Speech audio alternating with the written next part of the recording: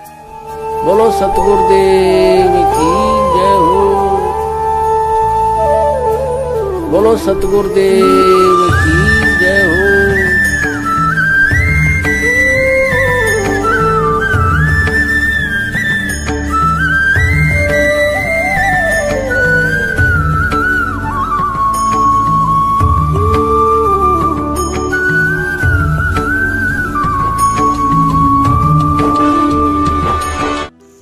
बंदी छोड़ सतगुरु रामपाल जी महाराज जी की जय हो। परमात्मा की सभी प्यारी आत्माओं को पवनदास का सत्साहे।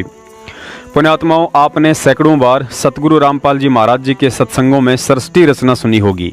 2014 से पहले प्रकाशित सभी पुस्तकें जैसे पवित्र ज्ञान गंगा, आध्यात्मिक ज्ञान गंगा, धरती पर अवतार, गहरी नज़र गीता में, यथार्थ कबीर पंथ परिचय, भक्ति सौदागर को संदेश और कौन कितने पानी में भी सृष्टि रचना पढ़ी और देखी होगी।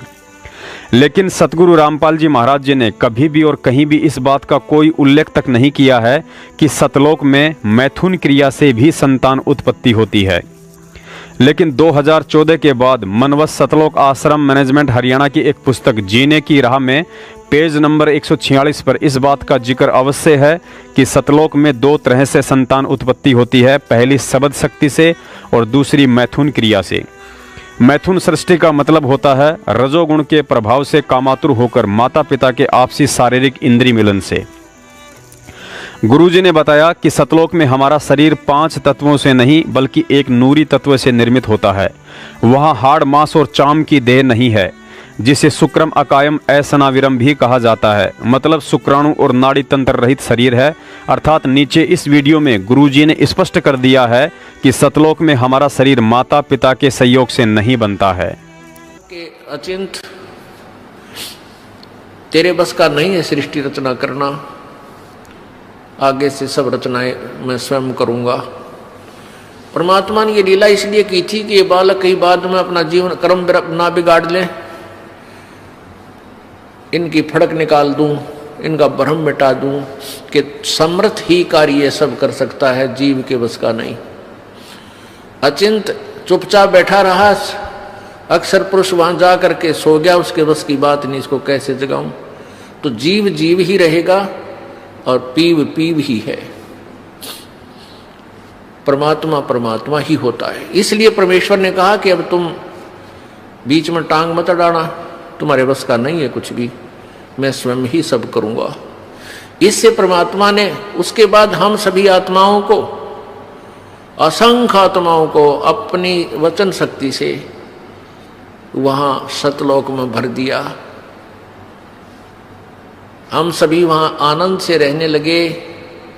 वहां कोई दुख नहीं था, कोई कष्ट नहीं था, किसी चीज का अभाव नहीं था। सब भंडारे भरे रहते हैं, काजू किस्मत सेब संतरे वहाँ के जो फल हैं, मेवा है, वो सदाबहार बाग हैं। अमृत आहार है, अमृत ही वहाँ का जल है। और कोई काम नहीं, ये नाड़ी वाला शरीर नहीं, शुक्रम अकायम असनाविरम। वहाँ हमारा जो शरीर है वो बगैर स्नायु का है, और ये माता पिता के योग से बने हुई शुक्र से बना हुआ हमारा शरीर नहीं है। तो वहाँ कोई रोग नहीं, कोई बीपी हाई ना, कभी लो नहीं, किसी प्रकार का कोई शुगर नहीं, ना वहाँ कैंसर, ना फेफड़े खराब हो, ना गुर्दे खराब हो। पुण्यात्माओं, आपने गुरुजी के मुख कमल से यह भी अवश्य सुना होगा कि सतलोक में तेज पुंज से बने अमृत आहार हैं। वहाँ हम जो भी और जितना भी खाते हैं वह हमारे शरीर में ही समा जाता है। कहने का मतलब है कि सतलोक में अमृत आहार के बाद लैट्रिन और पेशाब नहीं करना पड़ता है, अर्थात गुदा द्वार और मूत्र द्वार है ही नहीं। तो पुण्यात्मा विचार करो, जब सतलोक में लैट्रिन और पेशाब के लिए गुदा द्वार और मूत्र द्वार नहीं है तो भला फिर मैथुन क्रिया से बच्चे उत्पन्न करने के लिए योनि द्वार कैसे हो सकता है। दूसरी विचारणीय बात यह भी है कि जिस समय सतलोक में काल भगवान ने 21 ब्रह्मांड, 3 गुण और 5 तत्व प्राप्त किए थे, उसके बाद उसने दुर्गा के युवा शरीर को देखकर काम वासनावश होकर उसे अपने नाखूनों से स्त्री इंद्री लगानी चाहिए। तो उसी समय परमात्मा ने उसे सतलोक से यह कहते हुए देश निकाला दे दिया था कि सच्चे लोक में यह बकवाद नहीं चलती है। अब आप जी स्वयं विचार करो, यदि उस सच्चे लोक में यह मैथुन क्रिया वाली गंदी बकवास चलती या पहले से कहीं चल रही होती तो परमात्मा काल और दुर्गा को सतलोक से निकालने के बजाय सतलोक के उसी क्षेत्र में रख लेते जहां मैथुन सृष्टि होती है। हम जितने भी यहाँ दुखी हो रहे हैं उतना ही परमात्मा भी हमसे दुखी है, हमारे कारण दुखी है। अब कारण क्या था कि सतलोक में इस काल ने गलती की थी और हमने भी गलती की, क्योंकि हम अपने पिता को छोड़कर ये जब तप कर रहा था इसकी तरफ आसक्त हो गए। हम अपने परमात्मा को छोड़कर हम पतिव्रता पद से गिर गए और हम इसको चाहने लगे भगवान को छोड़कर, जो हमें सर्व सुख देव था, सारी सुविधाएं थी, वहां कोई दुख नहीं था, कोई काम नहीं था, नैष्कर्म में मुक्ति वहां प्राप्त होती है, बिना काम किए वहां मिलता है आपको। तो हम वहां गलती हमने की, जिसका दंड आज हम यहां भोग रहे इसके साथ आ गए। इसने वहां एक और भयंकर गलती की कि जब ये दुर्गा युवा थी, परमात्मा ने इसको युवा बना करके इसके पास भेजा था और हम सब आत्माओं को दुर्गा के शरीर में प्रवेश कर दिया था सूक्ष्म रूप में, और इसको कहा था बेटी तू वचन से जितने जीव कहेगी बना देना, बना सकती है, तेरे को मैंने पावर दे दी, कबीर भगवान ने कहा था। अब इस काल भगवान ने वहां इसके साथ बदतमीजी की थी। उस सच्चे लोक में यह बकवाद नहीं चलती, इसने बलात्कार करने की सोची थी, जिस कारण से इसको वहां से निष्कासित कर दिया। पुण्यात्माओं, थोड़ा ज्ञान को आधार बनाओ। परमात्मा का भक्ति मार्ग देखा देखी का नहीं बल्कि ज्ञान आधार का है। संगत आज बिन पैंदे के लोटे की तरह लुढ़कती जा रही है। आखिर फिर कब परमात्मा के ज्ञान को आधार बनाकर सतलोक जाने के काबिल बनेंगे? सतसेवकों द्वारा सतलोक में मैथुन क्रिया का विरोध किए जाने से सतलोक आश्रम मैनेजमेंट वालों की पुस्तक जीने की राह को भक्तों ने समाज में बेचना छोड़ दिया, तो हाल ही सतलोक आश्रम मैनेजमेंट वालों ने गुरुजी के एक सत्संग को ढाल बनाकर संगत पर अपना एक और डोरा डाला है जो चलने वाला नहीं है। इन्होंने गुरुजी का एक वीडियो भेजा है जिसमें गुरुजी कह रहे हैं कि सतलोक में दो प्रकार से काया अर्थात शरीर बनता है, पहला नाद से और दूसरा बिंद से। उनकी छाया कहो रे भाई तोन छाए घट सब समाई, दो स्वरूप आदि सैदानी, दो स्वरूप काया बंदानी, तीसरा रूप रहित है आप भेद लखो ते गुरु प्रताप। ते प्रतिमा दो है भाई, एक नारी एक पुरुष कहाई, जिसका भेद कहो समझाई, एक नाद एक बिंद कहाई। अब ये बहुत लंबी कहानी है, फिर बताएंगे। इसका अर्थ ये है कि वहां परमात्मा ने, वहां पर जो परमात्मा सतलोक के 3 डिवीजन है, बाहर के स्थान, बाहर बाह्य क्षेत्र में तो जैसे दिल्ली अपना एक भारत की राजधानी है, तो बाहरी क्षेत्र तो ग्रामीण क्षेत्र है, बाहरी दिल्ली कहलाते हैं। फिर वो बाजार बजूर आगे बीच में दूसरे नंबर, और तीसरे पर जहां अपना प्रधानमंत्री राष्ट्रपति भवन है वो मेन दिल्ली है। ऐसे 3 स्थान है। तो वहां पर जो बाहरी क्षेत्र है उसमें तो पहाड़, हीरे, पन्नाओं के पहाड़, वृक्ष, फलदार वृक्ष, बाग बगीचे, बहुत लंबे विस्तार है। उसके बाद फिर स्त्री पुरुष रूप में सभी हंस रहते हैं। नेक्स्ट पोर्शन में वो बिंद के हैं, बिंद से, और उससे नेक्स्ट जो स्थान है वो केवल नाद से यानी वचन से बनते हैं वहां उनकी उत्पत्ति, और वहां फिर सतपुरुष परमात्मा का स्थान है। इसका अर्थ ये है। पुण्यात्माओं, भले ही आप गुरुजी के इस सत्संग को एक बार पुनः सुन लेना, क्योंकि गुरुजी ने जो वचन बोल दिया है वह वचन हम सत्सेवकों के लिए आदि अनादि परम सत्य है। लेकिन ध्यान देना, इस वीडियो में गुरुजी ने केवल नाद और बिंद से उत्पत्ति बताई है, न कि मैथुन जैसी गंदी क्रिया से। और हमारा विरोध जीने की राह पुस्तक में केवल मैथुन क्रिया को लेकर है, और जब तक रहेगा तब तक कि गुरुजी आश्रम में आकर स्वयं इस विषय पर कोई टिप्पणी नहीं करते हैं, क्योंकि हमारा पिता कभी भी दोगली बात नहीं कर सकता है। दोगली बात वही करता है जो दोगला होता है। पीछे से 10-20 दिन यह बकवास चली थी, अब सेट हो गया। गुरुजी का मेरा आदेश और मेरे सामने आप कहो कि क्या आपने ऐसा बोला है और मैं नाराज हो जाऊंगा, यह भी स्वीकार होगी। तो ये ऐसे कुसंगत होती है, वो बर्बाद करती है उन्हीं को जो मंद बुद्धि होते हैं। नहीं तो ज्ञानवान तुरंत सोच लेते ये कोई बात है, इतने दिन हो गए गुरुजी ने, 15 साल हो गए, मैं नाम देते न, किसी को ऐसा कुछ कहा नहीं, कोई ऐसी दोगली बात करी नहीं। पुण्यात्माओं, दास वीडियो में ऊपर जिक्र कर चुका है कि गुरुजी ने कभी भी अपने सत्संगों और पुस्तकों में सतलोक में मैथुन क्रिया से संतान उत्पत्ति नहीं बताई है, जो अटल सत्य है। रही बात सतलोक में बींद से या अन्य सैकड़ों तरीकों से उत्पत्ति की, तो यह विषय हमारा नहीं है। परमात्मा की मर्जी, वे चाहे तो लाखों तरीकों से संतान उत्पत्ति करें, हम कौन होते हैं बोलने वाले। लेकिन हमारा विषय केवल मैथुन क्रिया से उत्पत्ति का है, जिसका गुरुजी ने ऊपर के 2 सत्संगों में बिल्कुल खंडन कर दिया है। जब सतलोक में बिना बादलों के बरसात हो सकती है, बिना सूर्य के प्रकाश हो सकता है, बिना गाय और भैंस के दूध दही के सरोवर हैं, बिना पत्थरों के पहाड़ हैं, बिना वृक्षों के फल हैं, बिना हाड़ मांस और चाम के शरीर है, तो भला बिना मैथुन क्रिया के बींद यानी बूंद से संतान उत्पत्ति क्यों नहीं हो सकती है। रही बात बिंद से उत्पत्ति की, तो पुण्यात्माओं, सतलोक में बिंद सृष्टि भी कितनी पाक पवित्र होगी और उसका क्या प्रारूप हो सकता है, हम नीचों को समझाने के लिए इसका उदाहरण भी गुरुजी ने पहले से ही दे रखा है। मोर पक्षी कभी भी मैथुन क्रिया से संतान उत्पत्ति नहीं करता है। नाचते समय मोर की आंखों से आंसुओं की कुछ बींद यानी बूंद निकलती है, जिसे मादा मोर अपने मुंह में समा लेती है और उसी क्रिया से फिर अंडे उत्पन्न करती है। इसके बाद गुरुजी ने बताया कि कुछ पक्षी ऐसे भी हैं जो अपनी दृष्टि से भी बच्चे उत्पन्न करते हैं, जैसे अलल पक्षी। उन्हें शारीरिक मिलन अर्थात संभोग क्रिया या मैथुन क्रिया की जरूरत नहीं होती है। महाभारत के पांडु, विदुर और धृतराष्ट्र का जन्म भी मुनिवर व्यास के द्वारा दृष्टि क्रिया से ही हुआ था। फिर हम नीच प्राणी कैसे सोच सकते हैं कि सतलोक में मैथुन जैसी गंदी क्रिया से परमात्मा अपनी हंस आत्माओं की उत्पत्ति करेंगे।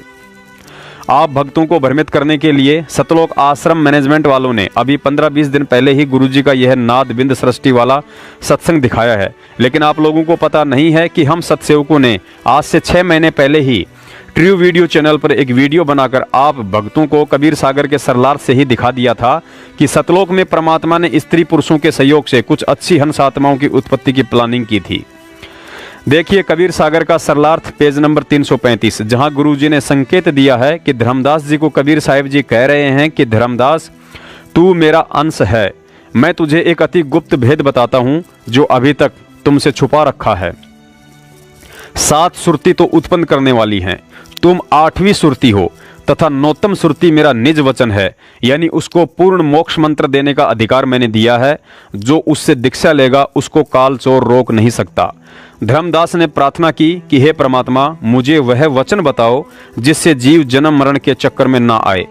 परमात्मा कबीर जी ने कहा कि 8 बूंद यानी सतलोक में स्त्री पुरुष से उत्पन्न अच्छी आत्माओं हंसों द्वारा काल लोक से जीव मुक्त कराने की युक्ति अर्थात योजना बनाई थी।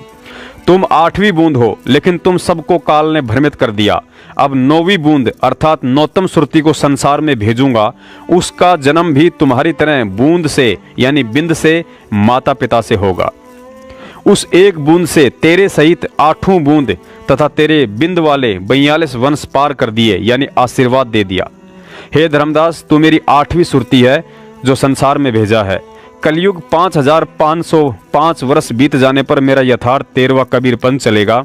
उसको चलाने वाली मेरी 9तम सुरती होगी। वह 9वीं आत्मा मेरा निज वचन यानी सत्य नाम शार शब्द लेकर जन्मेगा। उसके द्वारा चलाए पंथ में जो नाम दीक्षा लेगा, काल चोर उसको रोक नहीं पाएगा। पुण्यात्माओं, वह 9तम सुरती अर्थात 9वीं बूंद संत रामपाल जी महाराज जी को कहा गया है।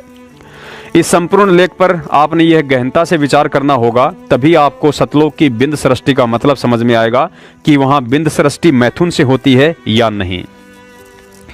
कबीर साहिब जी ने कहा कि धर्मदास, सर्वप्रथम मैंने इस काल लोक से जीव आत्माओं को मुक्त करवाने के लिए सतलोक में 8 बूंद यानी सतलोक में स्त्री पुरुष से उत्पन्न अच्छी आत्माओं हंसों द्वारा काल लोक से जीव मुक्त करवाने की एक युक्ति अर्थात योजना बनाई थी। तुम 8वीं बूंद हो अर्थात धर्मदास जी वाली आत्मा को परमात्मा ने सतलोक में स्त्री पुरुष वाली बिंद सृष्टि यानी माता पिता की बूंद से उत्पन्न किया था, लेकिन काल ने धर्मदास जी को भी भ्रमित कर दिया था। इसके बाद परमात्मा ने कहा कि अब उसी विधि से अर्थात सतलोक में जैसे माता पिता की बूंद से तुम्हें उत्पन्न किया था, ठीक वैसे ही 9वीं बूंद उत्पन्न करूंगा, जिसे 9तम सुरती अर्थात 9वीं आत्मा भी कहा है। पुण्यात्माओं, यहाँ ध्यान देना, उस 9वीं बूंद संत रामपाल जी महाराज जी को माता पिता यानी स्त्री पुरुष के संयोग से बिंद सृष्टि द्वारा सतलोक में उत्पन्न किए जाने की बात कही जा रही है, न कि काल लोक में माता पिता की बूंद से जन्म लेने की। तो यहां साबित हो चुका है कि वह नौतम सुरती संत रामपाल जी महाराज जी हैं, क्योंकि ऊपर स्पष्ट लिखा है कि धर्मदास वह नौतम सुरती मेरे यथार्थ 13वें कबीर पंथ का संचालक होगा, जो सत्य नाम सार शब्द लेकर जन्मेगा और जो उससे नाम दीक्षा लेगा, काल चोर उसे रोक नहीं पाएगा। तो पुण्यात्माओं, अब दास का सवाल यह है, यदि सतलोक में मैथुन जैसी गंदी क्रिया से बिंद सृष्टि होती है तो फिर यह भी 100% सत्य मान लेना कि आप जिस महापुरुष संत रामपाल जी महाराज जी को अपना सतगुरु या परमात्मा मानते हैं, उन्होंने भी सतलोक में उसी गंदी मैथुन क्रिया से जन्म लिया है जो कबीर सागर में स्पष्ट लिखा है। और जो स्वयं मैथुन क्रिया से जन्मा हो, फिर भला वह परमात्मा कैसे हो सकता है। पुण्यात्माओं, यहां आपने गहनता से विचार करने की जरूरत है, ना कि मन में शंका उत्पन्न करने की। यहां तो स्पष्ट लिखा है कि वह 9वीं बूंद संत रामपाल जी महाराज जी हैं, जिसे सतलोक में माता पिता की बिंद यानी बूंद से कबीर साहिब जी ने उत्पन्न किया है। फिर संत रामपाल जी महाराज जी परमात्मा कैसे हो सकते हैं। पुण्यात्माओं, इसी छल छिद्र को समझाने के लिए वह परमात्मा तत्व ज्ञान देता है, ताकि हम उनके इशारों को समझें। यहाँ सारी की सारी प्रक्रिया सिर्फ और सिर्फ काल भगवान को चकमा देने के लिए स्वयं परमात्मा करता है। आज हमें अच्छे से पता चल गया है कि 650 साल पहले स्वयं कबीर साहिब जी ही आए थे और धर्मदास जी सहित हम सभी को अपना शिष्य बनाया। लेकिन उस समय उन्होंने काल को धोखे में रखने के लिए हमेशा धर्मदास जी को यही कहा कि धर्मदास, जब तुम आत्माओं का दुख दर्द देखा नहीं गया तो मुझे उस परमात्मा ने यहाँ भेजा है। लेकिन जब धर्मदास ने सतलोक में देखा तो हक्का बक्का रह गया कि ये तो स्वयं ही परमात्मा है, जो मुझे पृथ्वी लोक पर कहा करते थे कि मुझे तो परमात्मा ने भेजा है। अब मूर्ख व्यक्ति तो यही समझेगा कि कबीर साहिब जी झूठ बोलते हैं, लेकिन वे झूठ नहीं बल्कि अपनी आत्माओं को काल से मुक्त करवाने के लिए 100 छल छिद्र करते हैं, जो छल कपट में नहीं आता है। उस समय कबीर साहिब जी ने एक और बात कही थी कि 12वें पंथ प्रकट हो वाणी, शब्द हमारे की निर्णय ठानी, अस्थिर घर का मरम न पावे, ये 12 पंथ हम ही को ध्यावें। फिर कहा था कि 12वें पंथ हम ही चलावें और सब पंथ मिटा एक ही पंथ चलावें। पुण्यात्माओं, विचार करना, यहाँ कबीर साहिब जी ने स्पष्ट कर दिया है कि 12वें पंथ में हम स्वयं ही आएंगे और सब पंथों को मिटाकर एक ही पंथ चलाएंगे। और आज जग जाहिर है कि 8 सितंबर 1951 में वह कबीर परमात्मा प्रकट हुआ। फिर 17 फरवरी 1988 में अपने मुंह बोले गुरु स्वामी राम देवानंद जी महाराज जी के माध्यम से 12वें पंथ में प्रवेश किया और आगे चलकर 1997 में स्वामी राम देवानंद जी के सतलोक गमन के बाद 13वां यथार्थ कबीर पंथ चलाया। और आज संत रामपाल जी महाराज जी के रूप में कहते हैं कि वह परमात्मा नहीं आया तो मुझदास को अपनी सारी पावर देकर भेज दिया। पुण्यात्माओं, विचार करो, परमात्मा सतवादी होता है। जब उन्होंने धर्मदास जी से कह दिया था कि 12वें पंथ में मैं स्वयं ही जाऊंगा, लेकिन अपने गुरु जी कहते हैं कि खुद नहीं आए तो मुझदास को भेज दिया। पुण्यात्माओं, यहाँ हमें यही विचार करना है कि फिर परमात्मा के स्वयं ना आने के पीछे क्या कारण रहा होगा। क्या परमात्मा किसी फैक्ट्री में काम करता है जो उन्हें 12वें पंथ में आने के लिए छुट्टी नहीं मिल पाई? क्या परमात्मा की कोई पत्नी है जिसने 12वें पंथ में नहीं आने के लिए उनको कमरे में बंद करके बाहर से ताला लगा दिया होगा? क्या परमात्मा कोई सामान्य व्यक्ति की तरह हैं जिनको समय की भूल पड़ गई और याद नहीं रहा होगा कि मुझे 12वें पंथ में पृथ्वी लोक पर जाना है? पुण्यात्माओं, जगत वाले भाई बहन इन सब बातों को नहीं समझ सकते हैं, क्योंकि उन्हें ना ही तो ज्ञान है और ना ही तत्व ज्ञान। लेकिन हमें तो सतगुरुदेव जी ने ज्ञान भी दिया है और तत्व ज्ञान भी। फिर भला हम इस सांकेतिक बात को समझने में त्रुटि क्यों कर रहे हैं? हम क्यों नहीं समझ पा रहे हैं कि समर्थ का कार्य स्वयं समर्थ ही कर सकता है? आज संत रामपाल जी महाराज जी के रूप में कबीर साहिब जी ने कितने इशारे कर डाले कि इस धनाना वाले जाट के चोले में मैं स्वयं कबीर बैठा हूँ। गुरु जी बार बार कहते हैं कि अपने द्वारा रची गई सृष्टि की सही सही जानकारी केवल वह परमात्मा स्वयं ही आकर देता है, अन्य कोई नहीं दे सकता है। फिर हम मूर्खों के क्यों समझ में नहीं आता है कि संत रामपाल जी महाराज जी कौन हैं, जिनके अलावा आज इस पृथ्वी पर किसी भी संत के पास सृष्टि रचना का यथार्थ ज्ञान नहीं है। संत रामपाल जी महाराज जी कहते हैं कि इस पूरी सृष्टि में इस दास के अलावा कोई भी सत्संग करने का अधिकारी नहीं है। फिर भी हम मूर्खों के समझ में क्यों नहीं आ रहा है कि संत रामपाल जी महाराज जी कौन हैं? संत रामपाल जी महाराज जी कहते हैं कि इस दास के अलावा आज 21 ब्रह्मांड में कोई सतगुरु कहलाने का अधिकारी नहीं है। फिर हम मूर्खों के समझ में क्यों नहीं आ रहा है कि संत रामपाल जी महाराज जी कौन हैं?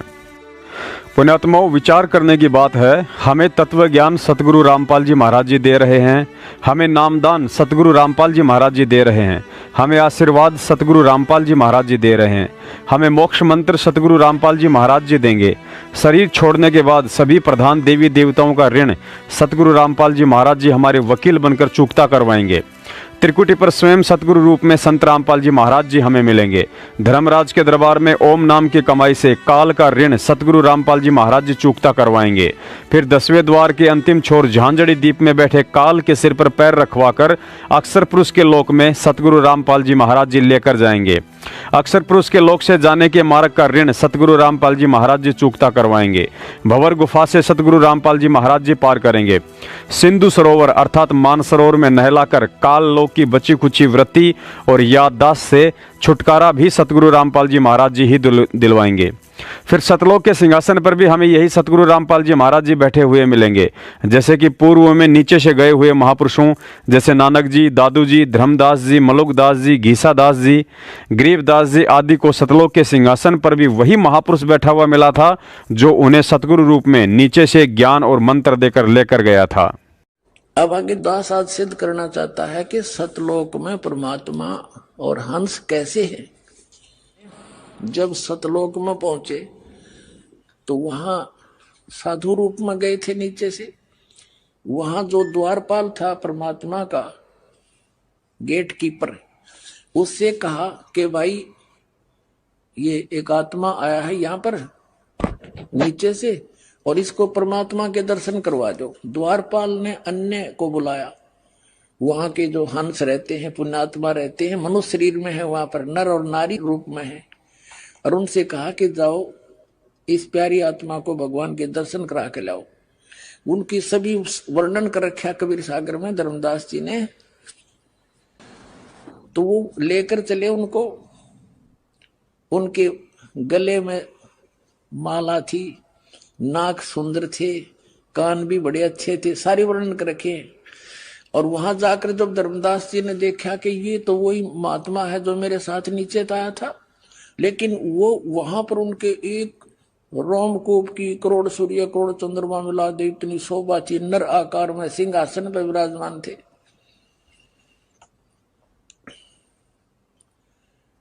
फिर उसको कहा कि जाओ वे ले जाओ, हो गया दर्शन।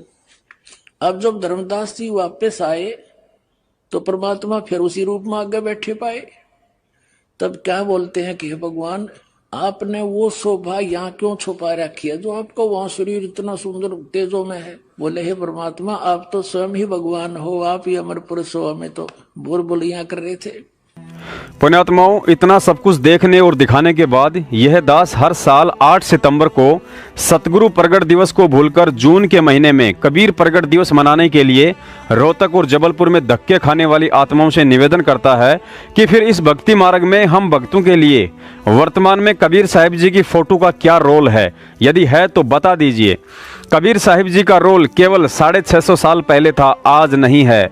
आज केवल सतगुरु रामपाल जी महाराज जी का रोल है जो स्वयं कबीर बनकर हम गधों की आंखें खोलने का प्रयास कर रहे हैं।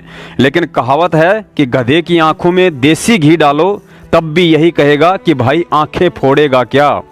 तो उम्मीद करते हैं कि आप लोगों की समझ में आ गया होगा कि नाद, बिंद और मैथुन में क्या अंतर होता है, और आज के बाद हमें प्रतिवर्ष 8 सितंबर को सतगुरु प्रगट दिवस ही क्यों मनाना है और अब कबीर प्रगट दिवस क्यों नहीं मनाना। बाकी आपकी मर्जी, क्योंकि भक्ति मार्ग के फैसले दबाव में नहीं, सतगुरु के ज्ञान को आधार बनाकर बुद्धि विवेक से स्वयं ही लेने होते हैं। क्योंकि हम सत्सेवक किसी की बैसाखी बनकर उसका बोझ अपने कंधों पर नहीं उठाना चाहते। सत साहेब, बंदी छोड़ सतगुरु रामपाल जी महाराज जी की जय हो। सत साहेब।